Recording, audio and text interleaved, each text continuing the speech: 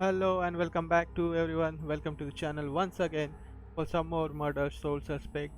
We are doing some ghost stories, and this time it's time for the Stalwart Specter. Let's hear it, guys. I can still remember my first day on the force. Salem PD was in this tiny building on the edge of town. It was old, crowded, and completely insufficient to handle the day-to-day operations. Protecting Salem was getting harder and harder. Finally, the city decided to convert the old armory into our new headquarters. And when we finally moved in, I couldn't believe how big and modern the place was. Not bad for one of the first buildings in Salem. Plus, it just felt right. It used to be the city's first line of defense in a wild frontier, and now it had resumed its post once again, only this time in a modern world. First week was a little chaotic as we settled in. One officer reported that someone had removed his gun from his locker. It took him 20 minutes to track it down, and when he did, he found it leaning against the wall in one of the unoccupied offices. Also, the late-night station operator reported a strange phone malfunction. Occasionally, when someone would call in to report a shooting, the recording would just stop. The call would cut out, and the voice of the panicked caller would just loop over and over again until the phone was unplugged. Soon it was pretty clear that these strange occurrences weren't just honest mistakes or faulty phone lines. One evening, the medical examiner came running down the hall in tears. She noticed that her scalpels and other tools had gone missing. She went to get more from the cabinet, but stopped cold at what she saw in the reflection. A ghostly silhouette of a Civil War soldier was standing over one of the corpses. She spun around. It was gone. She barely noticed how cold the room had gotten before running off. Of course, the guys didn't believe her. Hell, I didn't either. Till I saw it with my own eyes. I was working late and got up to get more coffee. As I rounded the corner, I saw it in the reflection of the trophy case. It was staring right at me. He lifted an old, ghostly rifle and pulled the trigger. The trophy case fractured into a spider web of cracked glass, and I took off running. The captain didn't believe me and docked my next paycheck to replace the glass. I didn't care if people thought I was crazy. I know what I saw. People sometimes ask me if anyone else has seen it since, or if the Specter still roams the halls. I always tell them the same thing. I wouldn't know. I transferred to Boston. Stalwart Specter. That's what the story behind. Let's see what the story for the heirloom. I've always been a kleptomaniac.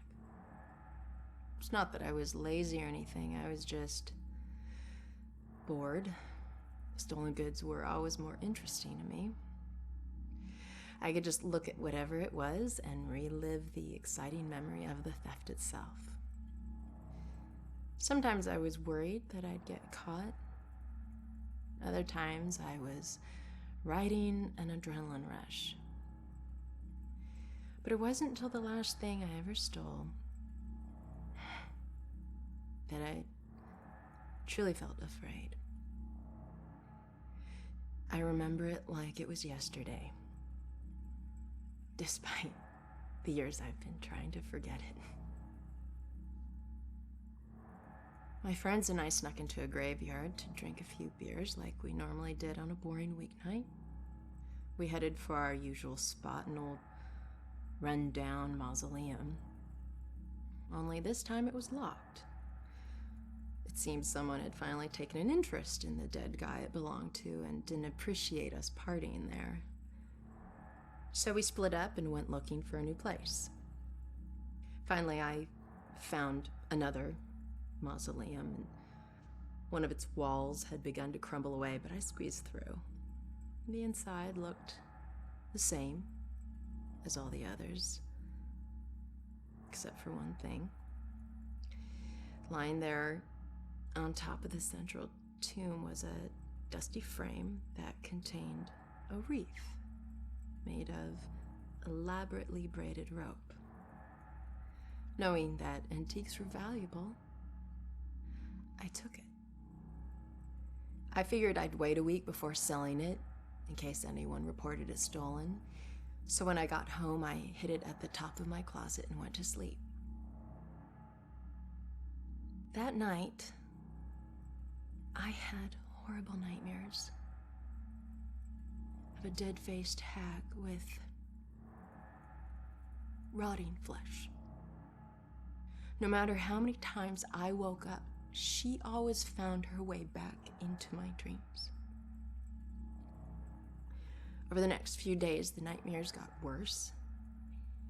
I'd wake up only to find clumps of my hair missing and my scalp bleeding.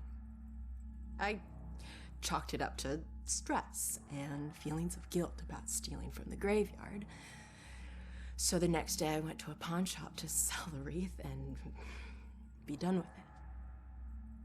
I could feel a shiver run down my spine when the pawnbroker informed me that the wreath wasn't made from rope at all. It was actually made from the human hair of a deceased loved one, as was customary in the late 1800s. I wanted the nightmares to stop, so I sold it to him. Unfortunately, it didn't work that way. Now, I spend my time trying to track it down, hoping to return it so I can finally get some sleep.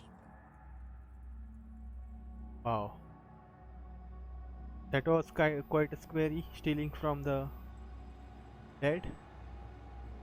Yeah, these are the two stories in this video. We'll see you in the next one, guys. Till then, take care. Bye bye.